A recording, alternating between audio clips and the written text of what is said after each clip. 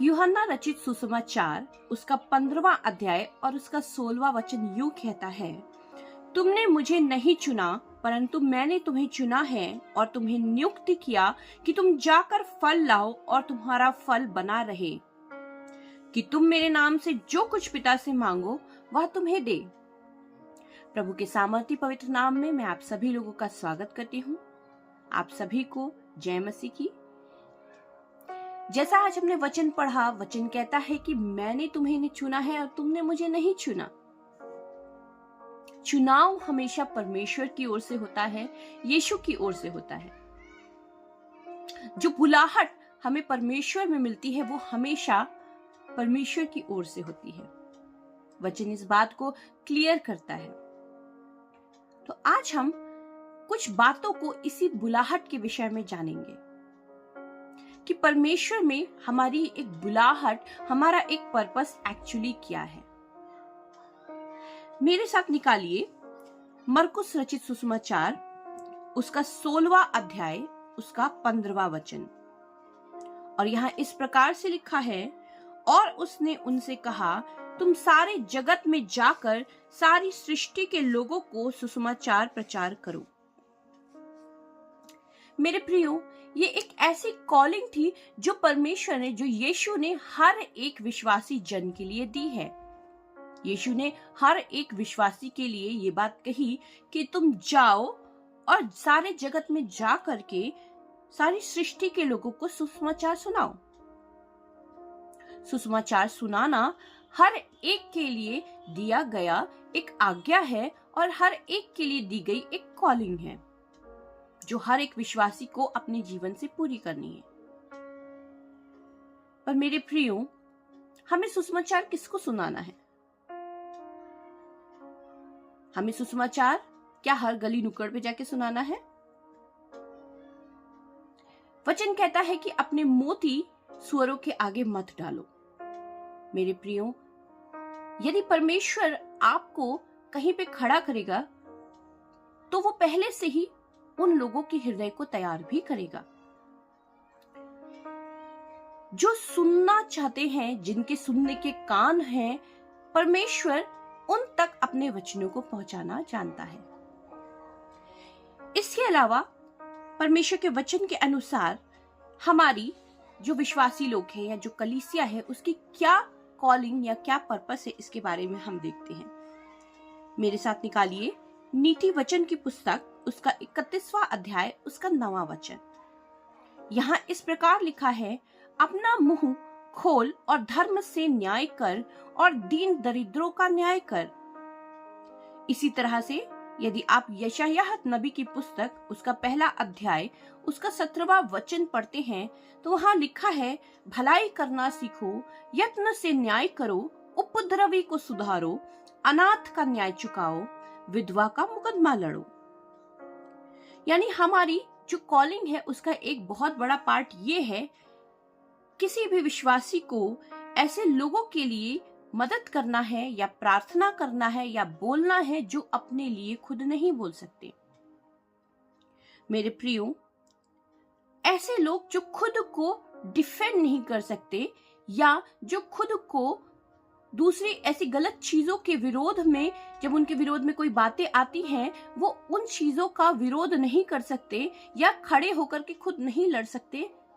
हर विश्वासी का ये कर्तव्य है कि वो ऐसे लोगों के लिए प्रार्थना करें, कि वो प्रार्थना करें और परमेश्वर के वचन को सही प्रकार से उनके जीवनों में बोएं। पर ये वे लोग हैं जिनको प्रभु आपके पास लेके आएंगे या जिनके हृदय को परमेश्वर खुद तैयार करेंगे। इसके अलावा आप मेरे साथ निकालिए इफिसियों की पुस्तक उसका 2 अध्याय उसका 10वां वचन। यहाँ इस प्रकार लिखा है, क्योंकि हम उसके बनाए हुए हैं और मसीह यीशु में उन भले कामों के लिए सृजे गए हैं जिन्हें परमेश्वर ने पहले से हमारे करने के लिए तैयार किया। वचन बताता है कि परमेश्वर ने हमारे लिए कुछ ऐसे कार्यों को पहले से तैयार किया है जिन कार्यों को हमें करना है। हमें इसलिए बुलाया गया, प्रभु के लोगों को इसलिए बुलाया गया कि हम परमेश्वर के पवित्र राज्य में भले कार्यों को करें। पर ये भले कार्य ऐसे नहीं हैं कि हमें बस जाके ये चीज कर देनी है, वो चीज कर देनी है। ये भले कार्य ऐसे हैं जो आत्मा के द्वारा किए जाते हैं, जो परमेश्वर की आत्मा आपको अगुवाई करती है और आपको वो कार्य करने हैं। इसका एक एग्जाम्पल ये है कि यदि आप प्रकाशित वाक्य की पुस्तक उसका 8वां अध्याय और 3रा वचन पढ़ें तो वहां इस प्रकार लिखा है कि प्रभु का जो एक दूत था वो धर्मी जनों की प्रार्थनाओं को लेकर आया और परमेश्वर के सामने उन प्रार्थनाओं को रखा। प्रभु के इस वचन में ऐसा बताया गया है कि वो समय आएगा, वो न्याय का समय, जब परमेश्वर के लोगों की जो प्रार्थनाएं होंगी, जो उन्होंने अपने लिए या दूसरों के लिए की, उन प्रार्थनाओं को परमेश्वर के सिंहासन के सामने रखा जाएगा। और जब ऐसा होगा तो यकीन मानिए कि उन प्रार्थनाओं को पूरी वेटेज मिलेगी। उन प्रार्थनाओं को देखा जाएगा कि आपने किन लोगों के लिए या किस प्रकार की प्रार्थनाएं करी। वे प्रार्थनाएं आने वाले समय में, न्याय के समय में या अंत के समय में एक बहुत बड़ा रोल निभाने वाली हैं। तो मेरे प्रियो, ये एक ऐसा काम है जो शायद हर कलीसिया और हर विश्वासी के जीवन के द्वारा पूरी की जानी चाहिए। यानी हमें प्रार्थनाओं के द्वारा लोगों के जीवन में कार्य करना चाहिए, या हमें परमेश्वर के सामने ऐसे लोगों के लिए प्रार्थना करनी है जो स्वयं पिता परमेश्वर के सामने या प्रभु यीशु मसीह के सामने नहीं जा सकते। यदि आप 2 तीमुथियुस उसका 1 अध्याय उसका 9वां वचन पढ़ें तो वहां इस प्रकार लिखा है कि उसने हमें बचाया, और ना सिर्फ बचाया बल्कि उसने हमें इसलिए बुलाया कि हम एक पवित्र जीवन जी सके। वचन कहता है कि मैं पवित्र हूं, इसलिए मैं जब तुम्हें बुलाता हूं तो तुम्हें भी उसी पवित्रताई में होकर के अपने जीवन को जीना है। ये भी एक बहुत बड़ा कॉल है आज विश्वासी जनों के जीवन के लिए कि आप अपनी बात से इधर और उधर ना भटके। कि परमेश्वर का वचन जिस प्रकार बताता है कि जिन फलों, जिन कार्यों में हो करके परमेश्वर में हमें कार्य करना है, हमें वे ही कार्य करने चाहिए। हमें अपने जीवन को पवित्र रखने की जरूरत है। जब परीक्षाएं आए या जब टेम्पटेशंस आते हैं, जब ट्रायल्स आते हैं, तो आपको परमेश्वर के वचन में स्ट्रांगली खड़े होना आना चाहिए। मेरे प्रियो, ये कुछ ऐसी बातें हैं जो हर विश्वासी और हर कलीसिया को अपने जीवन में लागू करने की जरूरत है। आज ये अंत का समय ऐसा है जहां पर आप ये नहीं सोच सकते कि मैं सिर्फ अपने बारे में प्रार्थना करूं, या मैं सिर्फ अपना कार्य करूं, या सिर्फ मेरा ये हो जाए, सिर्फ मेरा वो हो जाए, बल्कि ये वो समय है जब हमें प्रार्थनाएं करने की बहुत जरूरत है। ये अंत का समय ऐसा है जहां पे कलीसिया और विश्वासी लोगों की प्रार्थनाएं एक बहुत बड़ा रोल निभाने वाली हैं। मेरे प्रियो, ये वो वक्त है जब हम सबको जुड़कर अपने स्थानों में खड़े होकर अपने उन सीक्रेट प्लेसेस में जा करके प्रभु के सामने उन प्रार्थनाओं को रखने की जरूरत है। आप ये मत सोचे कि हमारे जीवन में तो सब कुछ अच्छा चल रहा है तो हम क्यों दूसरे के लिए प्रार्थना करें।